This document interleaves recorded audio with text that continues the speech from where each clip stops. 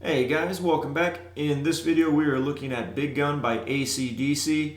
This is another one of their songs that uses those trusty open power chords that they create so many great riffs out of, but the song has a lot more to offer than that. We've got power chords, bar chords, bending, muting, palm muting. We've got some blues rock sequences on our lowest strings, E, A, and D strings here. So let's get right into it. Okay, so on that opening main riff, we're gonna have an E5 chord. I'm just gonna use my index finger here to press down strings 5 and 4 at the 2nd fret. So we've got open, 2, 2. I'm just using my index finger there. Just gonna play those 3 strings. And then we jump down to string 1 immediately. So you want to mute that. You don't want that bass string ringing out like that. So I'm using my left hand just to lift off the strings gently. And then I'm also going to use my right hand to just kind of go and make sure that I've got that taken care of. So one little thing to think about in the tune that is muting is a big part of guitar playing, and any opportunity you get to work on that. This is a small one, but it's going to apply in many situations. So E5 chord, 2 down strums. Jump down to string 1. I use finger 3 here. So finger 3 on string 1, fret 3. Gonna keep my thumb up so I can get that bend.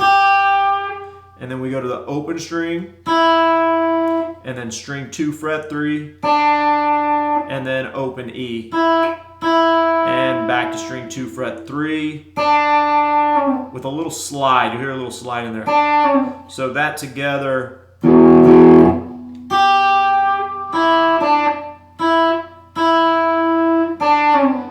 And we go back to the E5 chord. Now, a couple little things there.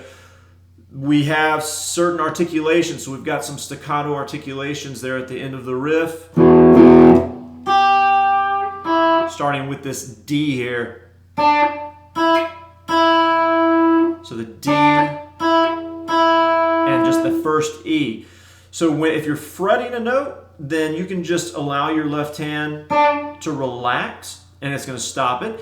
If you're playing an open string, you could bring your pick back to rest on the string, or you could use your left hand if it's free. So there's multiple ways to approach it, but I think you just have to look at each circumstance and say, okay, what is going to be the easiest to do? You don't want to find yourself only doing the first thing the first habit you happen to pick up, because sometimes it won't work.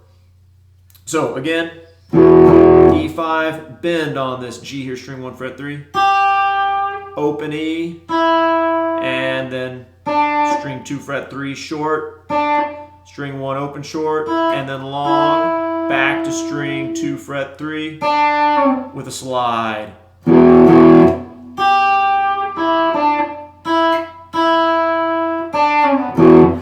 The follow-up riff is very, very similar. Gonna hit that E5 again, twice, 2 down strokes, and then bend the G, string 1, fret 3, and then open E twice, short, long, and then D long, string 2, fret 3 here.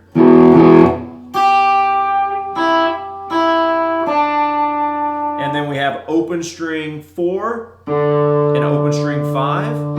That's going to lead us to that follow-up E5 chord. So just that second half of it. Right here. All right. that's one of the differences, other than slight alteration of the rhythm. We've got those open strings. They're going to fall into that E5 chord. So if we put both of those together,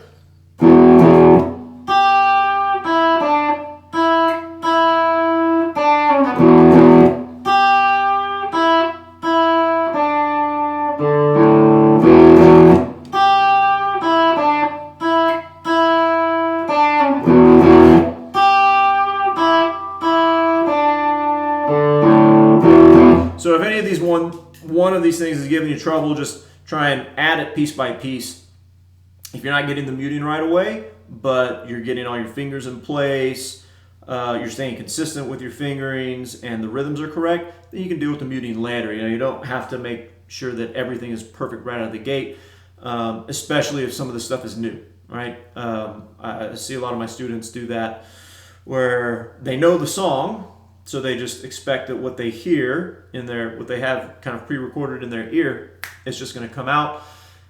There's a lot of just dealing with movement and sequences and all these little just bits and bobs of playing guitar. And if you haven't done it before, you have to give yourself time to just adjust to it. It will kick into gear. All right. So then we've got our blues rock sequences here, which is going to involve a lot of palm muting. So for the E chord, or E riff I should say, we're just going to be on strings 6 and 5 for the most part, outside of like one little A5 chord. So I'm going to go through this in 3-note sequences more or less, except for the very end, because it makes it very easy to memorize. So fingering wise, I'm going to be on using fingers 3 and 1. So there I'm on the 7th fret of string 6 and the 5th fret of string 5, and then 2 and 1, 5th fret and 4th fret, and then 2 and 1 again, 3rd fret and 2nd fret. Okay, so let's look at those 3-note sequences I was mentioning. So that is going to be, everything that I'm going to call out here is going to be string 6, string 6, string 5. Right? I'm going to call out the fret numbers. The ordering of the strings is going to be 6, 6, 5. Okay?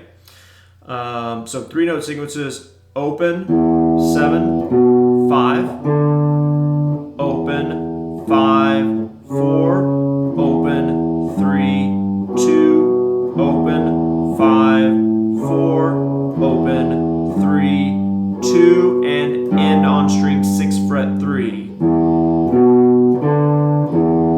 All down picking.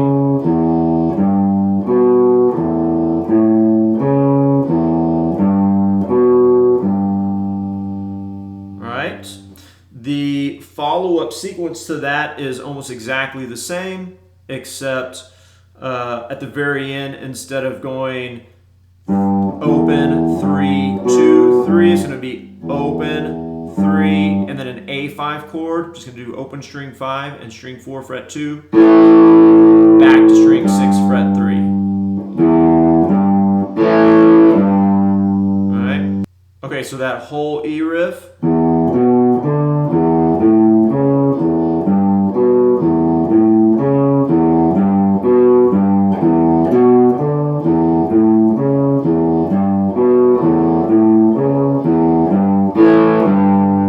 That's it. You're going to repeat that several times. So now we need to throw a palm mute on that, and I'm not going to go over it in too much detail. Just to review here, using the heel of the hand, placing it where the vibration stops, and then trying to find that palm muted sound. You can work with adjusting your hand laterally to kind of find the sweet spot. You don't want it too muted. You don't want it open. All right, so that with a palm mute.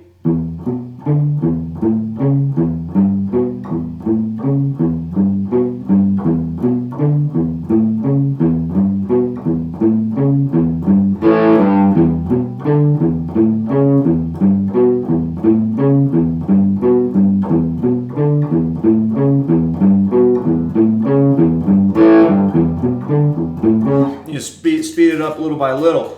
I think the palm mute really helps with that down picking and just getting in position for finding those strings. It's not super complicated or anything, but you can keep that left hand very close to the strings. guiding the hand around. Okay, so for our A riff, we're going to do the exact same thing, but we're going to drop everything to strings 5 and 4. Okay? So I'm just going to play through it. You'll see that I'm doing the exact same thing. I'm just going to go ahead and throw the palm mute on. So all on strings 5 and 4, same frets, same fingerings.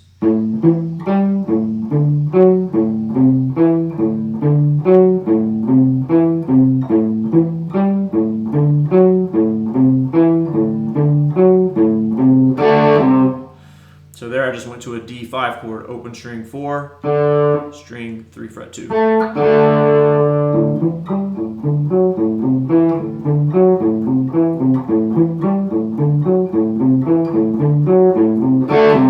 And then it jumps right back to the E riff. If you're listening to the song, I think it's going to be very, very clear to hear when those transitions happen. You'll hear the melody, the vocal melody shift, and of course you'll hear the guitar as well, the chord changes. Then we get to what I'm going to go ahead and call the pre-chorus, where we're bouncing around between chords. It is going to start with a B chord, but we'll go through each of these real quick. So you could play a B5 power chord, or you could play a B bar chord, which I'm using just fingers 1 and 3 for, and I'm not really barring with my index finger, I'm barring with my ring finger, so it's kind of like an inverted bar chord, if you will. But you'll see a lot of people use that fingering. String 5 fret 2, string 4 fret 4, string 3 fret 4, and string 2 fret 4. Like I said, you could just throw a B5 power chord on there, good to go. So that is B5, and then we've got A5 over here, string 5 open, string 4 fret 2, and string 3 fret 2. Then a G5 power chord, string 6 fret 3, string 5 is muted, string 4 open, string 3 open, string 2 fret 3, and string 1 fret 3. Into a D5 chord, I'm not going to move my ring finger here, which is transition that's actually going to happen, I believe, when we play here in a second. So I'm just going to play string 4 open, first finger on string 3 fret 2, and ring finger still there on string 2 fret 3. And that's all the chorus. So we got B, A5, D5, and G5. It's going to sound like this.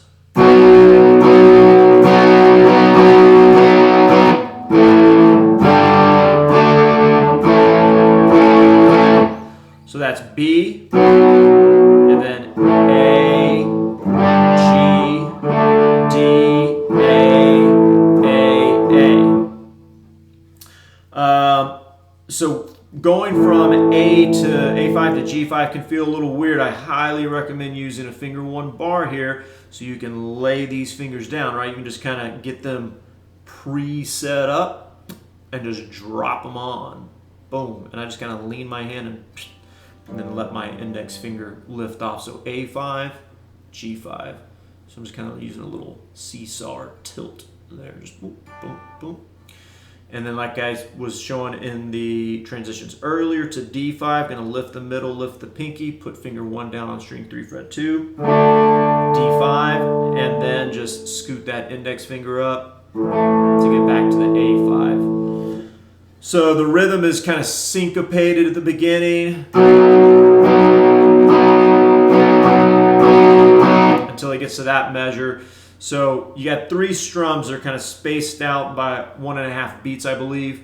So if syncopation is new to you, that might feel hard to get down, but you can hear it very clearly in the audio. You can do that all down strums, that'd be fine. And then on that second measure, I'm going up, down, down, down. So down, down, down, up, down, down, down. A5 to quick transition to G5, quick transition to D5, and then back to A.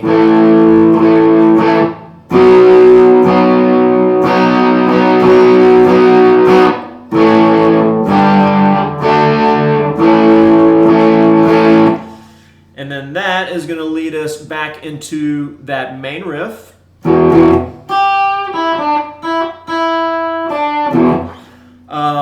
which is going to end with this other little riff in 5th position. I'm just going to play through that at a couple different tempos just so you can see my hand, and then I'll go through the fret numbers and string numbers.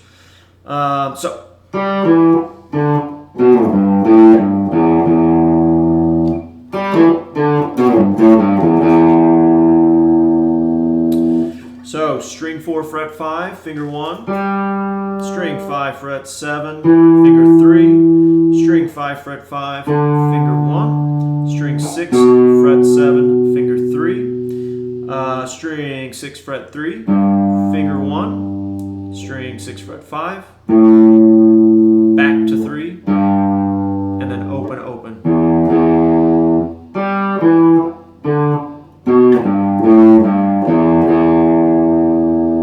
There's a little drag of the finger on that 7th fret of string 6, so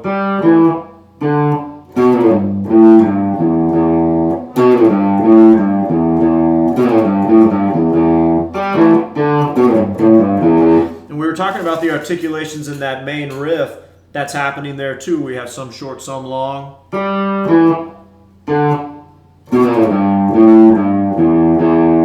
And I'm doing that all with my left hand, I think.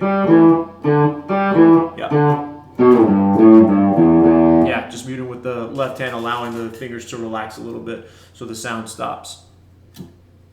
That is it, guys. So another one of these songs that I use that has a lot of concepts or techniques in a small amount of material that are relatively easy to memorize. There's not anything that's like super overly complicated, but you're still having to manage a lot of different facets of playing, which is obviously a good thing to work on and just kind of facilitate movement and get things all aligned in that kind of steady stream and getting good flow of just understanding how you want your hands to move. So great song to work on. That's basically everything. There's some different things happening in the solo accompaniment, and of course there's the solo. It's a very, very lengthy solo if I recall correctly. I think he solos for like 5 minutes or something. But anyways, definitely one that they're having fun with. And you guys can go have fun with it too. Let me know if you have any questions, and I will see you in the next video. Thanks.